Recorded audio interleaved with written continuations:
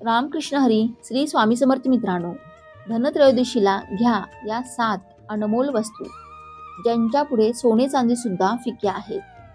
त्या कोणत्या 7 वस्तू आहेत हे आपण आजच्या व्हिडिओमध्ये पाहणार आहोत.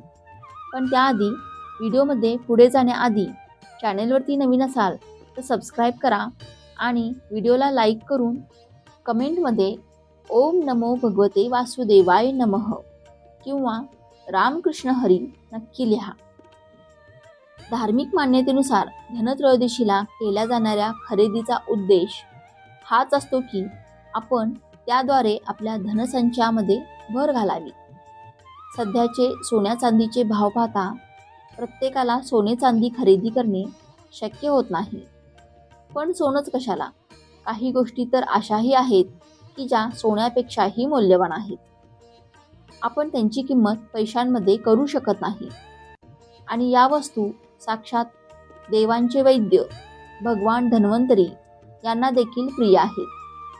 दरवर्षी अश्विन महिन्याच्या कृष्ण पक्षातील त्रयोदशीला भगवान धन्वंतरी यांचा जन्मदिवस धनत्रयोदशी म्हणून साजरा केला जातो. यंदा 29 ऑक्टोबर 2024ला मंगळवारच्या दिवशी धनत्रयोदशी आलेली आहे. भगवान धन्वंतरी म्हणजे साक्षात भगवान विष्णू. बऱ्याच जणांना असे वाटते की धनत्रयोदशीची पूजा म्हणजे फक्त डॉक्टर लोक किंवा व्यापारी लोकच करतात. पण असं नाही. आपल्या घरातील सर्वांना उत्तम आरोग्य लाभावं, सर्वजण दीर्घायुष्य व्हावे यासाठी भगवान विष्णू यांची धन्वंतरी रूपातील पूजा, तसेच आपले धन संपत्ती सुबत्ता यात देखील प्रगती व्हावी यासाठी देवी लक्ष्मी आणि कुबेर देवता यांची पूजा. त्याचबरोबर हे सगळं करण्यासाठी सुद्धा आपल्याला चांगली बुद्धी लाभावी. त्यासाठी प्रथम पूजनीय देवता श्री गणेशांची पूजा देखील या धनत्रयोदशीच्या दिवशी केली जाते. आता आपण पाहूया की धनत्रयोदशीच्या दिवशी नक्की कोणकोणत्या वस्तू खरेदी कराव्यात. खरं तर या वस्तू अतिशय कमी किमतीत मिळणाऱ्या आहेत. अगदी सामान्यातल्या सामान्य माणूस देखील खरेदी करू शकतो. त्याचबरोबर यांचा आपण पैशात मोलभाव करण्यापेक्षा यांचे महत्त्व काय आहे किंवा त्या सोन्यापेक्षाही मौल्यवान कशा आहेत हे समजून घेणं खूप महत्त्वाचं आहे. मंगळवार दिनांक 29 ऑक्टोबर 2024ला सकाळी 10:32 धनत्रयोदशी सुरू होणार आहे आणि दुसऱ्या दिवशी म्हणजेच 30 ऑक्टोबर 2024ला बुधवारच्या दिवशी दुपारी 1:16 धनत्रयोदशीची तिथी समाप्त होणार आहे. धनत्रयोदशीच्या दिवशी शुभमुहूर्त कोणता आहे ते पाहू. पण धनत्रयोदशीचा संपूर्ण दिवस हा शुभच असतो. त्यामुळे तुम्हाला शुभमुहूर्ताची वेळ पाळणे शक्य झाले नाही तरी तुम्ही दिवसभरात कधीही या वस्तू खरेदी करून घरी आणू शकता. 29 ऑक्टोबर 2024 रोजी सकाळी 10:56 ते दुपारी 11:48 अमृत योग आहे. आणखीन एक शुभमुहूर्त आहे.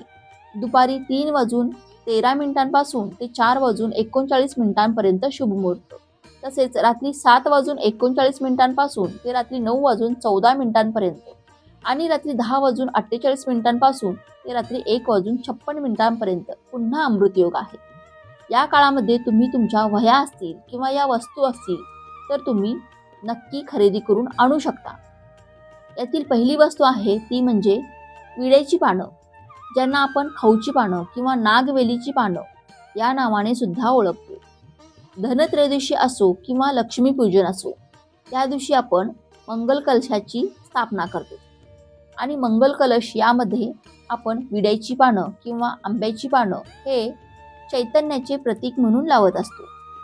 त्याचबरोबर धनत्रयोदशीच्या पूजेमध्ये 2 विड्याची पानं देवाजवळ अशी ठेवावीत की त्यांचा देठ देवांकडे येईल आणि त्या दोन्ही विड्यांच्या पानांवरती हळदी कुंकू पसरावे. म्हणजे एका पानावरती हळद आणि दुसऱ्या पानावरती कुंकू. हळद कुंकवाच्या करंड्याप्रमाणे ही दोन्ही पाने देवाजवळ स्थापित करावी. त्यानंतर हळदीच्या पानावरती शुभ आपल्याला नाव लिहायचं आहे आणि कुंकवाच्या पानावरती लाभ असं आपल्याला नाव लिहायचं आहे. आपल्याला या पूजेचे संपूर्ण फळ मिळावं यासाठी शुभ आणि लाभ हे नाव या दोन्हींच्या पानावरती लिहायचं आहे आणि या दोन्ही विड्यांच्या पानांची धूप दीपाने ओवाळून पूजा करायची आहे. दुसऱ्या दिवशी हे विड्याचे पानावरील हळद कुंकू पाण्यामध्ये प्रवाहित करायचं आहे. मग भलेही तुमच्या आजूबाजूला कुठे पाणी नसेल तर तुम्ही घरामध्ये एका तांब्यामध्ये पाणी घेऊन त्यामध्ये विड्याच्या पानावरील हळद कुंकू टाकून तुम्ही ते पाणी एका झाडाला घालू शकता किंवा कोणाचा पाय पडणार नाही अशा ठिकाणी ओतून देऊ शकता. यामुळे तुम्हाला धनत्रयोदशीच्या दिवशी म्हणजे धनत्रयोदशीच्या पूजेचा अत्यंत शुभ आणि लाभ असा फळ मिळेल. यासाठी तुम्हाला हा उपाय नक्की करायचा आहे. दुसरी वस्तू म्हणजे लाह्या आणि बत्तासे. धनत्रयोदशीची पूजा असेल किंवा लक्ष्मीपूजन असेल यामध्ये लाह्या आणि बत्तासे यांना खूप महत्त्व आहे. माता लक्ष्मीला अत्यंत प्रिय असणारा पदार्थ म्हणजे लाह्या आणि बत्तासे. त्याचबरोबर भगवान विष्णू असतील, कुबेर देवता असतील किंवा आपले धन्वंतरी देवता असतील यांना सुद्धा पांढऱ्या रंगाची मिठाई अत्यंत प्रिय आहे.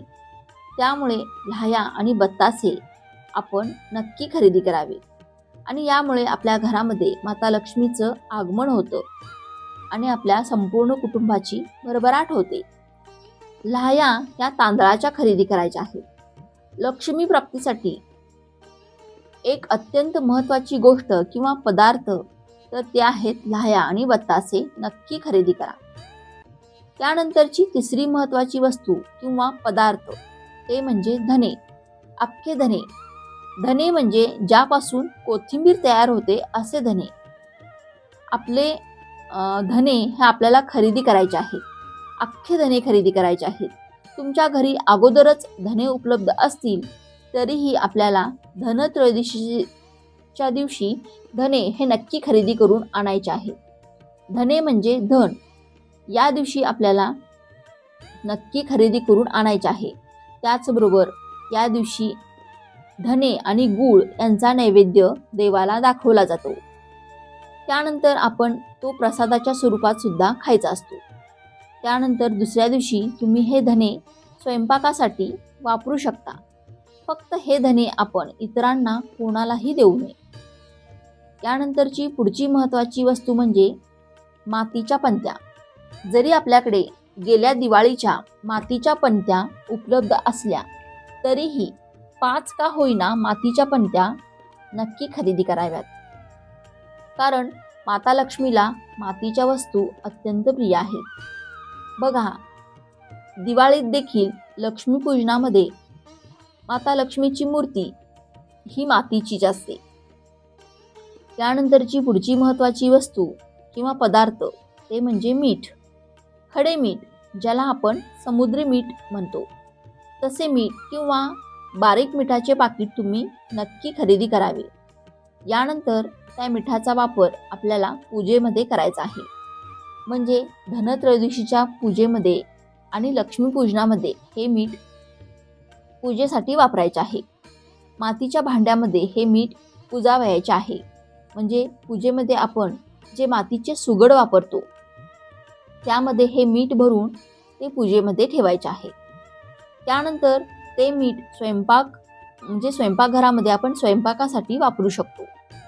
जेव्हा आपण धनत्रयोदशीच्या दिवशी मीठ खरेदी करतो तर त्यामुळे घराचा जो काही मालक असतो त्याची प्रगती व्हायला मदत होत असते. त्याचबरोबर भगवान धन्वंतरीकडून आपल्याला आणि माता लक्ष्मीची कृपासुद्धा आपल्याला संपूर्ण कुटुंबावरती राहील. कारण मीठ हा समुद्री पदार्थ आहे आणि समुद्रमंथनातून आपल्याला बऱ्याच गोष्टी मिळाल्या आहेत. माता लक्ष्मीची उत्पत्तीसुद्धा समुद्रातूनच झालेली आहे. त्यानंतरची पुढची महत्त्वाची वस्तू म्हणजे धनत्रयोदशीच्या दिवशी खरेदी करणे अत्यंत शुभ मानलं जातं. ही वस्तू म्हणजे झाडू.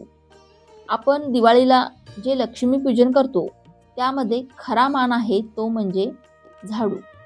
आणि मातीच्या लक्ष्मीच्या मूर्तीला. लक्ष्मीपूजनामध्ये झाडू हा अत्यंत महत्त्वाचा मानला जातो. त्यामुळे लक्ष्मीपूजनासाठी जो झाडू लागतो त्याची खरेदी ही धनत्रयोदशीच्या दिवशी करायची आहे.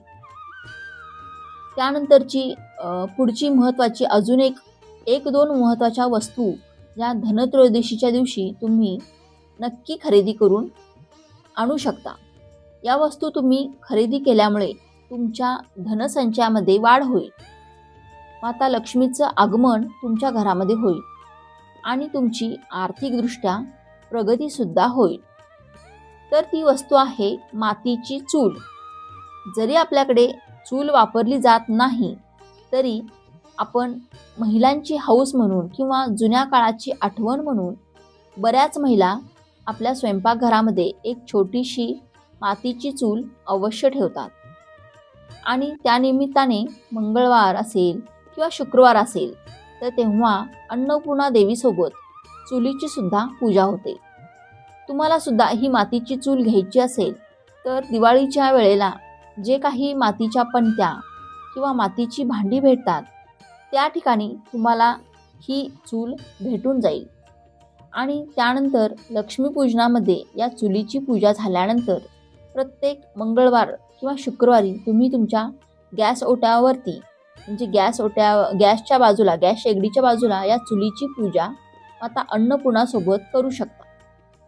त्यानंतरची महत्त्वाची वस्तू म्हणजे हळकुंड. हळकुंड खरेदी करण्याचं कारण म्हणजे भगवान धन्वंतरी म्हणजे साक्षात भगवान विष्णू आहेत आणि भगवान विष्णूंच्या पूजेमध्ये पिवळ्या रंगाच्या वस्तू असतील किंवा पिवळ्या रंगाचे पदार्थ असतील यांना महत्त्व असतं. हळकुंड हे वंशवृद्धीचे प्रतीक मानलं जातं.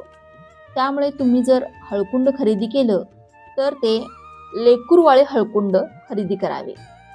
त्याचबरोबर तुम्हाला या दिवशी तांब्या पितळेच्या वस्तू खरेदी करायच्या असतील तर त्यामध्ये तुम्ही कुबेर दिवा अवश्य खरेदी करा. कुबेर दिवा तुम्ही धनत्रयोदशीच्या दिवशी पूजेमध्ये अवश्य लावू शकता. आता आपण धनत्रयोदशीच्या दिवशी काय खरेदी करू नये ते पाहूया. धनत्रयोदशीच्या दिवशी आपल्याला प्लॅस्टिकच्या वस्तू अजिबात खरेदी करायच्या नाही आहेत. त्याचबरोबर काचेचे भांडेसुद्धा खरेदी करायचे नाही आहे. यामुळे आपल्या कुटुंबातील सदस्यांना आर्थिक चणचणीचा सामना हा करावा लागू शकतो. म्हणजे आर्थिक समस्यांचा सामना हा करावा लागू शकतो. त्याचबरोबर धनत्रयोदशीच्या दिवशी चाकू, कात्री, सुऱ्या यासारख्या टोकदार वस्तूसुद्धा खरेदी करायच्या नाही.